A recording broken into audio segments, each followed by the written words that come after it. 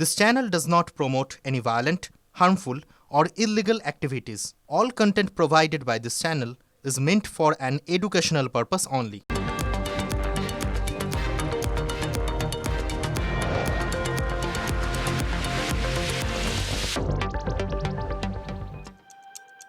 নমস্কার, আরো একবার স্বাগত আপনাকে টিভি9 বাংলায়। শুরু করছি বেঙ্গল ব্রেকিং। আমি দীপ রয়েছে আপনার সঙ্গে। দীপের সঙ্গে রয়েছে আমি মধুকল্পিতা। আচ্ছা দীপ, বাংলায় একটা কথা আছে, নেই মামার চেয়ে কানা মামা ভালো। বাংলার সরকারি স্কুলগুলোর অবস্থাও ঠিক তাই। স্থায়ী শিক্ষক নেই, তাই পার্শ্ব শিক্ষকরাই ভরসা। কিন্তু বাজেটে কানা মামারা মানে পার্শ্ব শিক্ষকরা কি পেলেন? যে বাজেটে বেকার ভাতা ১,৫০০, সেখানে পার্শ্ব শিক্ষকদের ভাতা বৃদ্ধি মাত্র ১,০০০।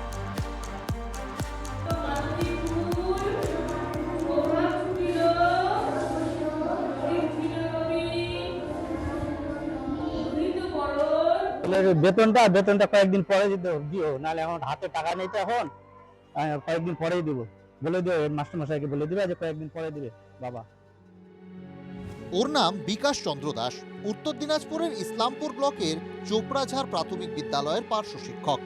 অন্যের বাড়ির ছেলে মেয়েদের পড়াচ্ছেন, কিন্তু নিজের সন্তানের শিক্ষককে দেওয়ার টাকা পকেটে নেই। এখন একটু হাত টানাটানি, হাতে টাকা নেই। যে টাকা আমি এখানে ভাতা হিসাবে পাচ্ছি, আমি সেই টাকায় আমার সংসার চালাতে পারছি না, ঠিক মতো খেতেও পারছি না। কেউ বলে মানে আমাদেরকে ইঙ্গিত করে বলে, এই ১,০০০ টাকা কি আপনারা বাড়িতে রাখতে পারবেন, নিয়ে যেতে পারবেন? মানে কি বলবো, বলার কোনো ভাষাই নাই। বাজেটে ১,০০০ টাকা করে ভাতা বৃদ্ধি হয়েছে, কিন্তু তাতে কি হয়? বিকাশ চন্দ্র দাসের প্রশ্ন সুরজিৎ সেন, অপর্ণা মণ্ডল, টুম্পা দাসদের মুখেও।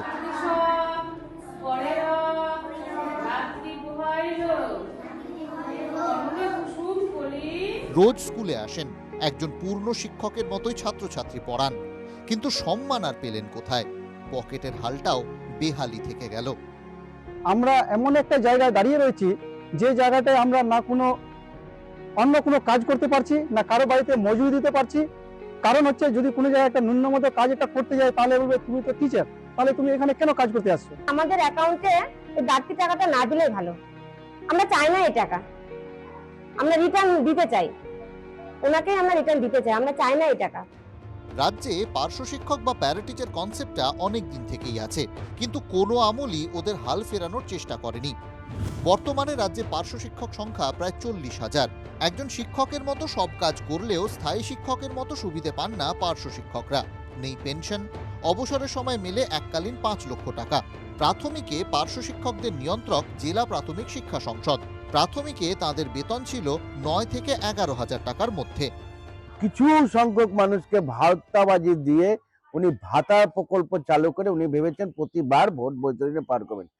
আপার প্রাইমারি পার্শ্ব শিক্ষক নিয়োগ হয়, তখন তাদের স্যালারি ছিল ২,০০০ টাকা বাম আমলে। সেখান থেকে মানবিক মুখ্যমন্ত্রী তাদেরকে কিন্তু রেখে দিয়েছে, এবং তারা এখন বর্তমানে ১৩,০০০ পেত, তাহলে ১,০০০ বাড়লো ১৪,০০০ টাকা পাবে। উত্তর দিনাজপুর শহর তৃণমূল সভাপতি বলছেন, মানবিক সরকার পার্শ্ব শিক্ষকদের ছাঁটাই না করে রেখে দিয়েছে। কিন্তু তিনি এটা কি জানেন? প্রাথমিক থেকে উচ্চ মাধ্যমিক বছরের পর বছর স্থায়ী শিক্ষক নিয়োগ না হওয়ায় এই পার্শ্ব শিক্ষকরাই সরকারি স্কুলের শিক্ষা ব্যবস্থাটাকে বাঁচিয়ে রেখেছেন। পার্শ্ব শিক্ষকরা দায় নয়, দায়িত্ব। এটা ভোটের বাজারে না বুঝলে আর কবে বুঝবে সরকার? বিশ্বরূপ বিশ্বাস ও সুমন মহাপাত্রের রিপোর্ট, টিভি9 বাংলা।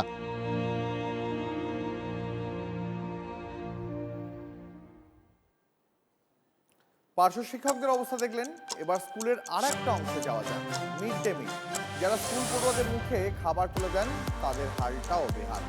ভোটমুখী রাজ্য বাজেট মিড ডে মিল কর্মীদের মুখে খাবার তুলে দিতে পারল কি? স্কুলে এসে রোজ হাঁড়ি চড়াচ্ছেন, কিন্তু তাদের বাড়িতে হাঁড়ি চড়ছে কি? স্কুলে স্কুলে রান্না বান্না, খাবার পরিবেশন, সাফ সাফাই, এই কাজগুলো করেন স্কুলের মিড ডে মিল কর্মীরা। বেতন মাত্র ২,০০০ টাকা। এই টাকায় সংসার চলে? আমাদের মনে করে হাজিরা করলে তো মনে করে ৩০০ টাকা হাজিরা পাই, তাতে এখানে আসে মনে করে আমাদের দিন কত পরে, আর ২,০০০ টাকা দিয়ে কিছু হবে? এটা দিয়ে কিছু হবে না, চলে না। আর কি করা যায়?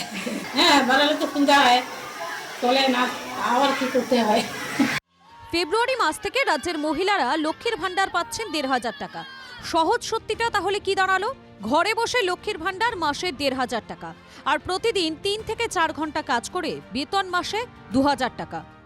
এই সরকার যারা কাজ করে, যারা সৎভাবে চলতে চায়, যারা সমাজকে কিছু দিতে চায়, তাদের জন্য এই সরকার কখনোই ভাবে না। এই সরকারটা একমাত্র তৈরি হয়েছে অলস শ্রম দিবস তৈরি করা এই সরকারের প্রধান কাজ। পারিশ্রমিক বৃদ্ধি করলেন না, তাদের জন্য কোনো অর্থ বরাদ্দ করলেন না। আশাকর্মী যারা সারাক্ষণ পরিশ্রম করেন তাদেরও ন্যায্য সম্মান জানালেন না। তাহলে দিদি এই বাজেটে করলেন কি? রাজ্যে মিড ডে মিল কর্মী প্রায় ২,৩৩,০০০। জলপাইগুড়ি জেলায় এই সংখ্যা ৮ থেকে ৯,০০০। জেলায় জেলায় তৃণমূলের কর্মীরা যখন লক্ষ্মীর ভান্ডার নিয়ে মিষ্টি মুখে ব্যস্ত, তখন জলপাইগুড়ির মিড ডে মিল কর্মীরা নামলেন রাস্তায় বেতন বৃদ্ধির দাবিতে। যদিও জেলা তৃণমূল মনে করছে এটা রাজনৈতিক চক্রান্ত। যারা খেই খুঁজে পাচ্ছে না, যারা দিশা হারিয়েছে, উস্কে দিয়ে এখন নির্বাচনের সামনে কিছু মানুষকে উস্কে দিচ্ছে, কিছু মহিলাদের উস্কে দিচ্ছে। এটা মানে নির্বাচনের আগে তাদের এইসব প্রলাপ চলবে। দাবি মানেই রাজনৈতিক চক্রান্ত। মাসে ২,০০০ টাকায় যাদের সংসার চালানোর হিসেব করতে হয়, তাদের হাঁড়ি থেকে কিন্তু চক্রান্তের গন্ধ পাওয়া যায় না। Nileshwar সান্যালের report, TV9 Bangla. রাজ্য সরকারের টাকা বলে কথা, তার জন্য বোধহয় পুলিশের একটু বেশি দরদ। জেলায় কারোর থেকে কেউ সরকারি প্রকল্পে কাটমানি চাইলেই যোগাযোগ করতে বলেছে পূর্ব মেদিনীপুর পুলিশ। বিরোধীদের প্রশ্ন, এ কি আসলে ভোট বাজারে পুলিশকে মহান হিসেবে তুলে ধরার একটা কৌশল? কাটমানি বা এই ধরনের কোনো শোষণ যদি শিকার হয় যারা বেনিফিশিয়ারি, যেই হোক, they will be instantly arrested. Cut money মানে তৃণমূল মানেই কাটমানি। ভোটের আগে অন্তর্বর্তী বাজেট, মুখ্যমন্ত্রী দাবি করেছেন ১০০টি প্রকল্প চালু হয়েছে রাজ্যে। আমাদের ছিল ৯৪টা প্রকল্প, আজকে আরও ৫-৬টা ডিক্লেয়ার হয়ে গেল, সুতরাং আমার মনে হয় সেঞ্চুরি হয়ে গেল। এসব শুনে অনেকেই বলছেন যত প্রকল্প ততই যেন কাটমানি চওড়া রাস্তা। সে কন্যাশ্রী হোক, যুবশ্রী বা লক্ষ্মীর ভান্ডার থেকে সদ্য বাংলার বাড়ি। আর এবার কাটমানি রুখতে ময়দানে নামল পুলিশ। হেল্পলাইন নম্বর পূর্ব মেদিনীপুর পুলিশের। কিন্তু কেন দরকার হলো পুলিশের হেল্পলাইনের? ময়না থেকে পাঁশকুড়া, পটাশপুর থেকে নন্দীগ্রাম বা খেজুরি ভগবানপুর, প্রায় সর্বত্রই সরকারি প্রকল্পে তৃণমূল নেতাদের বিরুদ্ধে কাটমানির অভিযোগে কান পাতাই দেয়। কয়েক বছর পেরিয়ে গিয়েছে, কাটমানি নিয়ে দলকে সতর্ক করে দিয়েছিলেন খোদ মমতা বন্দ্যোপাধ্যায়। যদি কেউ কারো কাছ থেকে কোনো প্রাপ্তি নিয়ে থাকেন, তাকে গিয়ে ফেরত দিয়ে দিন। মুখ্যমন্ত্রীর এমন বার্তার পরও কাজ যে কিছুই হয়নি তা পুলিশের হেল্পলাইনে স্পষ্ট বলে দাবি বিরোধীদের। সূত্রের খবর, পূর্ব মেদিনীপুর জেলায় বাংলার বাড়ি প্রকল্পের দ্বিতীয় পর্বে প্রায় ৮৯,০০০ উপভোক্তা প্রথম দফায় পেয়েছেন ৬০,০০০ টাকা। ২০২৫-২৬ অর্থবর্ষে খারিফ মৌসুমে প্রায় ৩,০০০ কৃষক শস্য বীমা হিসেবে পেয়েছেন ৯২ লক্ষ টাকা। এই কাঁচা টাকা যাতে বেহাত মানে তৃণমূল নেতাদের হাতে না যায়, তার জন্য কি এত দৌড়ঝাঁপ উর্দিধারীদের? তাহলে পরিচয় গোপন রাখবো, আমরা সুমোটোকে স্টার্ট করবো, আপনি শুধু একটু আপনাকে যে চাইছে তারা একটা অডিও ক্লিপ বা ভিডিও ক্লিপ একটু বানিয়ে ফেলুন, তাহলে আমাদের খুব সুবিধা হবে অ্যাকশন নিতে। এসব শুনে বিজেপির বিদ্রুপ। এবার ঠক বাজতে গা উজাড় হয়ে যাবে। পিছনে কি পুলিশের ভাবমূর্তি তৈরির কৌশল? প্রশ্ন নন্দীগ্রামের বিধায়ক তথা বিরোধী দলনেতা শুভেন্দু অধিকারীর। পুলিশের যে ইমেজ বিপর্যয় হয়েছে সেটাকে রিবিল্ড করার চেষ্টা করছে পুলিশের মাধ্যমে, আইপ্যাকের পরামর্শ নিয়ে এবং মুখ্যমন্ত্রীর ইচ্ছাকে মর্যাদা দিয়ে। এতে লাভ কিছু হবে না। কেন্দ্র সরকার টাকা দিচ্ছে না, অনেক কষ্ট করে রাজ্যের মুখ্যমন্ত্রী বাংলার গরিব মানুষের জন্য ২০ লক্ষ পরিবারের বাড়ির ব্যবস্থা করেছে। তাদের কাছে যদি কেউ টাকা চায়, তারা যেন সরাসরি থানায় অথবা বিডিও অফিসে জানায় বা হেল্পলাইন যে নাম্বার আছে সেই নাম্বারে জানায়। কাটমানি খোরদের ধরতে পূর্ব মেদিনীপুরে নেমেছে পুলিশ, কিন্তু উত্তরবঙ্গের রোগ সামলাবে কে? ধূপগুড়িতে তৃণমূল পঞ্চায়েত সমিতির সদস্যের বিরুদ্ধে চাকরি দেওয়ার নামে কাটমানির নালিশ। বিরোধী কেউ নয়, অভিযুক্ত তৃণমূলেরই। হোস্টেল হবে, ওখানে 7 জনের কাছে টাকা নিয়েছেন উনি, পিএসসির নাম করে টাকা নিয়েছে এবং অঙ্গনওয়াড়ির চাকরি দিবে টাকা নিয়েছে এবং বন বিভাগের মানুষকে চাকরি দিবে টাকা নিয়েছে। চুরি ধরার চিরকালের উপায় পরীক্ষা মানে অডিট। কাটমানির ক্ষেত্রে ব্যবস্থা নেওয়ার কথা অডিটরদের। তারা নিষ্ক্রিয় না নিষ্ক্রিয় করে রাখা হয়েছে, নাকি পুলিশকে মানব দরদি বোঝানোর জন্য অন্য কোনো ছক? কনিষ্ক মাইতি ও রনি চৌধুরীর রিপোর্ট, TV9 বাংলা।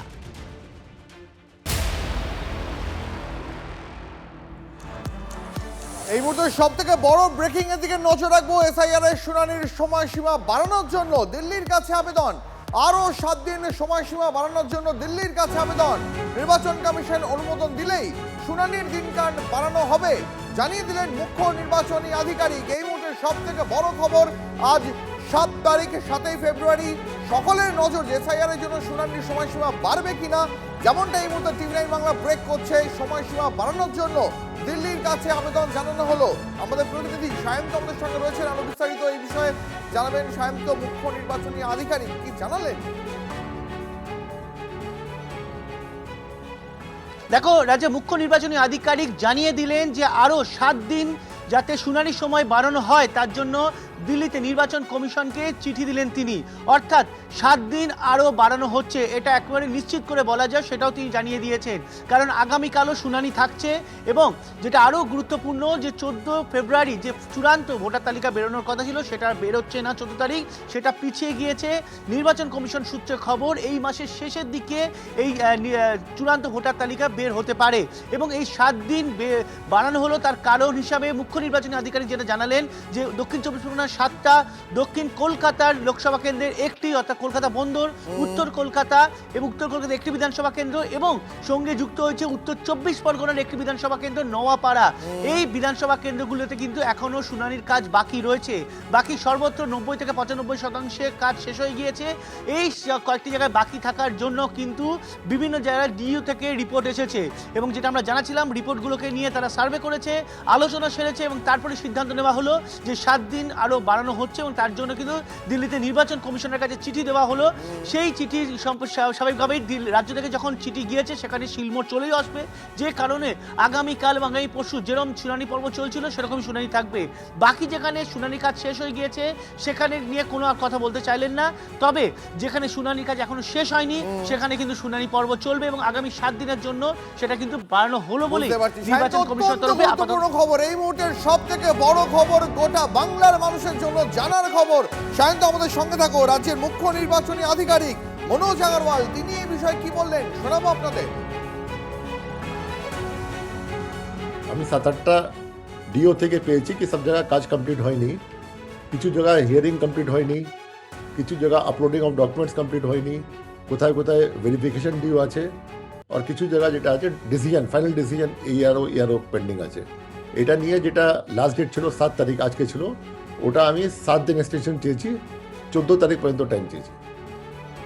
আমাদের প্রতিনিধি সায়ন্ত আমাদের সঙ্গে রয়েছেন সরাসরি। সায়ন্ত, মুখ্য নির্বাচনী আধিকারিক যেমনটা বললেন তাতে এক প্রকার তো নিশ্চিতই হয়ে গেল যে আরো 7 দিন সম্ভবত এসআইআর এর শুনানির জন্য সময়সীমা বাড়ানো হচ্ছে। একদমই দীপ, দেখো নিয়ম অনুযায়ী দিল্লিতে নির্বাচন কমিশনকে একটি চিঠি দিয়ে জানাতে হয়, সেটাই নিয়মমাফিক জানানো হয়েছে এবং সেখান থেকে শিলমোড় আসবেই এটাও নিশ্চিত রাজ্যের নির্বাচনী আধিকারিক, মুখ্য নির্বাচনী আধিকারিক, যে কারণে তিনি 14 ফেব্রুয়ারি পর্যন্ত কিন্তু সময়সীমা বর্ধিত করলেন এবং এই 14 ফেব্রুয়ারির মধ্যে তিনি আশাবাদী যে কাজগুলো এখনো পেন্ডিং হয়ে রয়েছে অর্থাৎ ফর্ম 6, 7, 8 এই ফর্মগুলোর আপলোড করার কাজ, ডিজিটাইজেশনের কাজ, এই সবগুলো কাজ কিন্তু সম্পূর্ণ করা সম্ভব হবে এবং বাকি জায়গায় যেহেতু বাকি বিধানসভাগুলোতে 90 থেকে 95% কাজ শেষ হয়ে গিয়েছে, মাত্র এই কয়েকটি যেগুলো নোয়াপাড়া, কলকাতা বন্দর সহ 7টি দক্ষিণ 24 পরগনার 7টি বিধানসভা, এখানে যেহেতু হাতে গোনা কয়েকটি বাকি রয়েছে, যে কারণে তিনি মাত্র 7 দিন সময় নিলেন।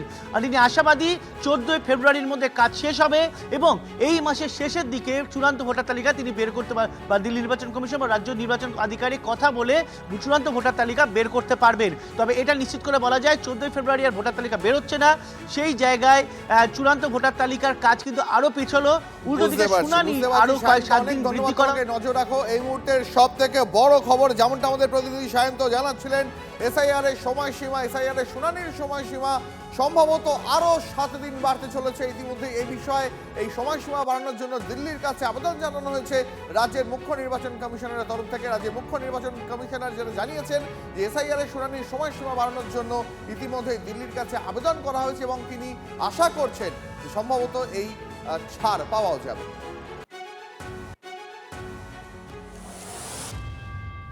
আমরা প্রায়ই বলি স্মার্ট যুগে রাজ্যের শিক্ষা ব্যবস্থা আর স্মার্ট হতে পারলো না। অভাব যে অনেক কিছুর আছে তাতে কোনো সন্দেহ নেই, কিন্তু ইচ্ছে থাকলে উপায় ঠিক হয়ে যায়। চন্দ্রকোনার একটা প্রাথমিক স্কুলের শিক্ষকরা যে ইচ্ছেটা দেখালেন সেটা দেখে অনেকেরই শেখা উচিত। পৃথিবীর চারদিকে চাঁদ, তার উপগ্রহ, সেও ঘুরে চলেছে। স্কুলের বাচ্চাদের সৌরমণ্ডল এভাবে কখনো বোঝাতে দেখেছেন? বাকি সমস্ত 8টি গ্রহই ঘুরে চলেছে। বা ট্রাফিক সিগন্যালের এমন ক্লাস? স্কুল মানে শুধু বই খাতায় মুখ গুঁজে থাকা নয়, স্কুল মানে শেখা। তাই প্রথা ভেঙে অন্য কিছু করে দেখানোর উদ্যোগ নিয়েছেন চন্দ্রকোনা পুরসভা অঞ্চলের কমরগঞ্জ প্রাথমিক স্কুলের শিক্ষকরা। বেসরকারি স্কুলের সঙ্গে দৌড়ে কেন পিছিয়ে থাকবে সরকারি স্কুল? কেন পিছিয়ে থাকবে বাচ্চারা? স্কুলের শিক্ষকরা নিজেদের উদ্যোগেই গড়ে তুলেছেন স্মার্ট স্কুল, যে স্কুলে পড়া মানে শুধু পড়া নয়, শেখাও। স্কুলে অনেক কিছু খেলার ছলে অঙ্ক শেখায়, খেলার ছলে পড়ায়। স্কুলে অনেক কিছু হয়। 4 থেকে 5 পাস করে গেছে যারা, তাদেরকে একটা স্যারেরা জ্যামিতি বক্স দিয়েছে। আর যারা 1 2 3 4 তাদেরকে খাতা দিয়েছে, রং পেন্সিল দিয়েছে, বাংলা ইংরেজি অঙ্ক খাতা দিয়েছে, রং পেন্সিল দিয়েছে, লেড দিয়েছে, রবার দিয়েছে, লেড সুলা দিয়েছে। ঈশ্বরচন্দ্রের বাবার নাম ছিল ঠাকুরদাস বন্দ্যোপাধ্যায়। স্কুলের প্রতিটা ইট, প্রতিটা দেওয়াল যেন কথা বলে। মাঝে মধ্যে স্ক্রিনে ফুটে ওঠে গল্প, যে গল্প শোনাতে গিয়ে নিজেদের পকেট থেকেও টাকা খরচ করতে হচ্ছে শিক্ষকদের, কিন্তু তাতে পরোয়া নেই। গ্রামে কিন্তু এখনো একটিও ছেলে প্রাইভেট স্কুলে পড়ে না। 2-1 নিয়ে গিয়েছিলেন, আমাদের অনুরোধে এবং আমাদের উপরে আস্থা রেখে প্রাইভেট স্কুল থেকেও ফিরিয়ে এনেছেন, এমন নজিরও আছে। গ্রামের মানুষও শিক্ষার ব্যাপারে যথেষ্ট আগ্রহী, ওনারা সবসময় খোঁজখবর নেন। আর আমরা তো চেষ্টা করছি, আর আমরা যেহেতু আধুনিক কিছু শিক্ষা পদ্ধতিও আমরা আনার চেষ্টা করছি, যাতে ছাত্ররা সবকিছু সহজভাবে বুঝতে পারে, শুধু পুঁথিগত বিদ্যা নয়। আমরা একটু টেকনোলজি নির্ভরও শিক্ষার দিকে একটু এগিয়েছি। পরিসংখ্যান বলে রাজ্যে সরকারি স্কুল থেকে মুখ ফেরাচ্ছে পড়ুয়ারা। ছাত্রছাত্রীদের সরকারি স্কুলে ফেরানোর পথটা কি বাতলে দিলেন কমরগঞ্জ প্রাথমিক স্কুলের শিক্ষকরা? বাকিরাও কি এই পথ ধরবেন? চন্দ্রকোনা থেকে অসীম বেরার রিপোর্ট, TV9 বাংলা। এই মুহূর্তে সব থেকে বড় খবরে নজর রাখবো। সিকিমে ধারাবাহিক ভূমিকম্প। শনিবার সন্ধ্যায় 3 বার কম্পন সিকিমে। দুদিনে শুধু সিকিমে সব মিলিয়ে 18 বার ভূমিকম্প। সিকিমের ভূমিকম্পের জেরে ফের কেঁপে উঠল উত্তরবঙ্গ। আমাদের প্রতিনিধি কমলেশ আমাদের সঙ্গে রয়েছেন, আরো ডিটেলস এই বিষয়ে জানাবেন। কমলেশ, দেখো, কথা বলতে বলতেই ভূমিকম্পের সংখ্যা বাড়ছে, এরকম চট করে দেখা যায় না। এরকম ঘটনা আমরা জাপানে ঘটতে দেখি, ঠিক সেরকম ঘটনা এই মুহূর্তে গত 2 দিন ধরে সিকিমে হচ্ছে। এই সন্ধ্যাবেলা, যেটা খানিকক্ষণ আগে জানালাম যে সন্ধ্যাবেলায় 3টে ভূমিকম্প হয়েছে অল্প সময়ের মধ্যে। এই মাত্র খবর এলো সিকিমের নামচিতে আরো একটি ভূমিকম্প হয়েছে, এবং সেটা 3.9 মাত্রার ভূমিকম্প। অর্থাৎ আজ সন্ধ্যাতেই 4টে ভূমিকম্প, আজ সারাদিনে 6টি ভূমিকম্প, এবং 2 দিনে 19টি ভূমিকম্প হয়ে গেল। এবং তার মধ্যে বেশ কয়েকটি ভূমিকম্প রয়েছে যেগুলো প্রায় 4 মাত্রা বা তার একটু বেশি ভূমিকম্প, যার রেশ শুধু সিকিম নয়, উত্তরবঙ্গ মানে আমাদের উত্তরের জেলাতেও, বিশেষ করে শিলিগুড়ি, জলপাইগুড়ি অনেক জায়গাতেই তার একটা রেশ পাওয়া যাচ্ছে। এইটা একটা দুশ্চিন্তার কারণ। এই কারণে দেখো, সিকিমে 2011 সালে সেপ্টেম্বর মাসে একটা 6.9 মাত্রা ভূমিকম্প হয়েছিল। তার জেরে ব্যাপক ক্ষয়ক্ষতি হয়, এবং এখনো দেখা যায় যে বিশেষ করে উত্তর সিকিমের মঙ্গন এলাকায় আরো বেশি ধসপ্রবণ হয়ে উঠেছে। তারপরে সিকিমে সে অর্থে বড় কোনো ভূমিকম্প হয়নি, যাতে একটা বড়সড় ক্ষয়ক্ষতি হয়েছে। এই ভূমিকম্পগুলো কিসের ইঙ্গিত এই মুহূর্তে, সেটা একটা বড় প্রশ্ন। যেটা খানিকক্ষণ আগে বললাম সেটা আবার বলতে হবে, ভূমিকম্পের সে অর্থে কোনো পূর্বাভাস দেওয়া যায় না যে এর মানেই আগামী দিনে কোনো বড় ভূমিকম্প হবে, এটা বলা মুশকিল। কিন্তু নিশ্চিতভাবেই এই মুহূর্তে দুশ্চিন্তার কারণ। এই মুহূর্তে আবহাওয়ার আরেকটা পূর্বাভাস খবর এলো যে মঙ্গল দুশ্চিন্তায় রয়েছে ভূমিকম্প নিয়ে। সেখানে আগামী কয়েক ঘন্টায় বৃষ্টিপাত এবং তুষারপাতেরও সম্ভাবনা রয়েছে। ফলে সব মিলিয়ে সিকিমটা প্রাকৃতিক দুর্যোগের মধ্যে রয়েছে। আমাদের নজর রাখতে হবে। অনেক ধন্যবাদ। মেয়াদ 5 বছরের, তার মধ্যে প্রথম 3 বছর নিশ্চিন্ত, একেবারে নিশ্চিন্ত যাকে বলে। তা সে যতই বোমা গুলি পড়ুক না কেন, বোর্ড পাল্টাবে না। দুর্নীতি, গুন্ডামির হাজার অভিযোগ উঠলেও পঞ্চায়েতের প্রধান, উপপ্রধানের বিরুদ্ধে আনা যাবে না অনাস্থাও। নতুন বিল পাশের পর বিধানসভা ভোটের আগে অন্তত অনাস্থার মুখে পড়তে হবে না তৃণমূলকে। পরিকল্পনার যে ব্যবস্থা আমাদের, তাতে 3 বছর যদি ইমিউনিটিটা বাড়ানো যায়। ত্রিস্তর পঞ্চায়েতে এবার বিস্তর বদলের অপেক্ষা। বড় আইনি রক্ষা কবচ জনপ্রতিনিধিদের জন্য।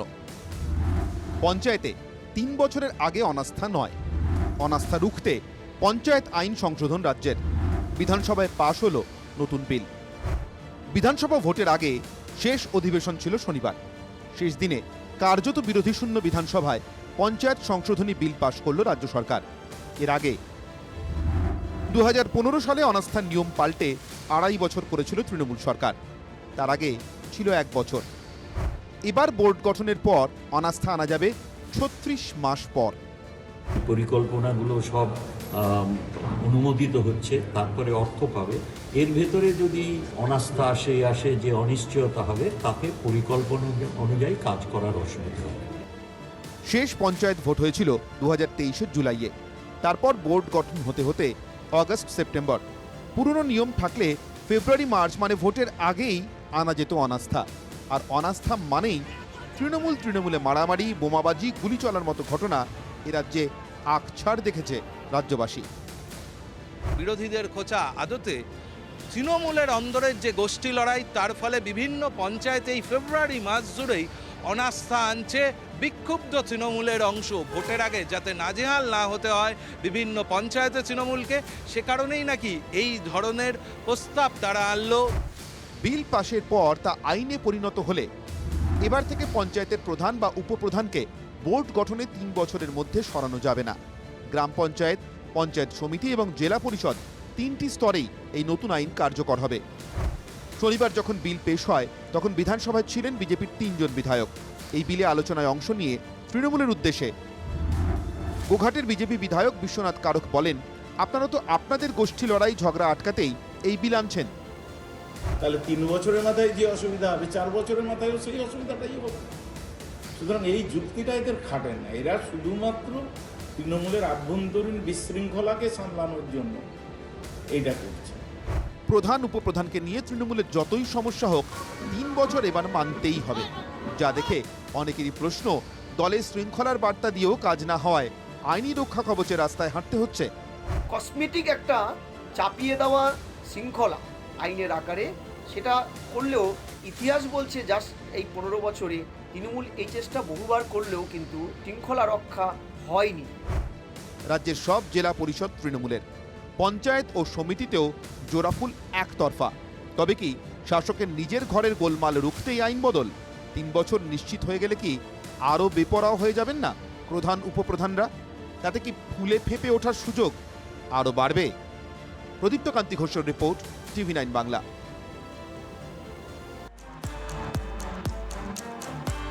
নন্দীগ্রামের পরিবর্তন শব্দটি রাজনৈতিকভাবে অত্যন্ত গুরুত্বপূর্ণ। আর সেখানে এক কাকা আর ভাইপোর বাগযুদ্ধে এক লঘু বিনোদনের জায়গা তৈরি হয়েছে। সারাক্ষণ রাজনৈতিক হিংসা হানাহানির জায়গায় এ যেন এক কমেডি সার্কাস। 14-15 সালের কথা মনে আছে, আমার কাছে এসে গেছিল 7,000 গুলি দাও, তৃণমূলকে ভেঙিয়ে দেবো, উড়িয়ে দেবো। আপনারা কি বিজেপির হারমাদ বাবা? কত বম বন্দুক রেখেছো আপনার কাছে? নন্দীগ্রামে কাকা ভাইপোর দ্বৈরথ, ভাইপোর তীর, গুলি কাকা। পাল্টা জবাব আসছে ভাইপো বোমার ডিলার। একদিকে নন্দীগ্রাম 2 ব্লক তৃণমূলের নেতা শেখ কাজেহার, অন্যদিকে বিজেপির তমলুক সাংগঠনিক জেলার সহসভাপতি প্রলয় পাল। দুজনেরই প্রায় একসঙ্গে রাজনীতি শুরু, একই ব্লকের বাসিন্দা। নন্দীগ্রামে জমি আন্দোলনের সময় কাঁধে কাঁধ মিলিয়ে লড়াই করেছেন। শিবির বদলাতেই এখন ঘোর শত্রু। ঘটনার সূত্রপাত প্রলয়ের এক সোশ্যাল মিডিয়া পোস্ট ঘিরে। কাজেহারকে বিঁধতে গিয়ে তিনি পুরনো কাসুন্দি ঘেটে বিজেপি নেতা দাবি করেন 10 বছর আগে তাকে খুন করতে চেয়েছিলেন কাজেহার। তৃণমূলে থেকেই তৃণমূলেরই ক্ষতি করতে চেয়েছিলেন। তার কাছে বোধহয় পয়সা নেই, 7,000 গুলি দিলে তো 6,098টা গুলি বিক্রি করে খায়া নিবে, 2টা গুলি রাখবে আমাকে গুলি করে মারার জন্য। ও কাকা, পঞ্চায়েত ভোটের সময় মনে আছে বিধায়ক এসে কত টাকা লিখল? হ্যাঁ, কাজটা তুমি করেছো, কথা তুমি রাখছো, তৃণমূলের হাতে ভাঙা হারকিন ধরিয়ে দিচ্ছ। প্রলয়ের বাউন্সারে পাল্টা হেলিকপ্টার শট মেরেছেন কাকা কাজেহারও। তাহলে কাকা বলো, আমি পুতরা বলে সম্মান দেই যে এই ধরনের ভিডিও করে পাঠানোটা ঠিক নয় বাবা। বাজার টোটাল গরম করো না। আপনার বি ঠিকানা হবে কোথায়? সেই শান্তি কুঞ্জে, বুঝেছো বাবা? একটু সাবধান থেকো। কাকা ভাইপোর কথার লড়াই নন্দীগ্রামবাসীর আলোচনার বিষয় হয়ে দাঁড়িয়েছে। কাকা ভাইপোর প্রসঙ্গ ওইসব যাচ্ছি না। আমরা চাইছি সার্বিকভাবে নন্দীগ্রামের উন্নয়ন চাই। যারা উন্নয়ন করবে সেইটা আমাদের লক্ষ্য। কি গাঁজাখোর মদখোর কাকা ভাইপো বলবে তাতে আমাদের কিছু যায় আসে না। কিছুদিন আগে নন্দীগ্রামের রানীচক সমবায় সমিতির ভোটে হুমকি দেখানোর অভিযোগ ওঠে তৃণমূল নেতা কাজেহারের বিরুদ্ধে। সেই নিয়েই দুই ফুলের বাকযুদ্ধ শুরু হয়। ভোটের আগে তা আরও তীব্র হলো। পূর্ব মেদিনীপুর থেকে কনিষ্ক মাইতের রিপোর্ট, TV9 বাংলা।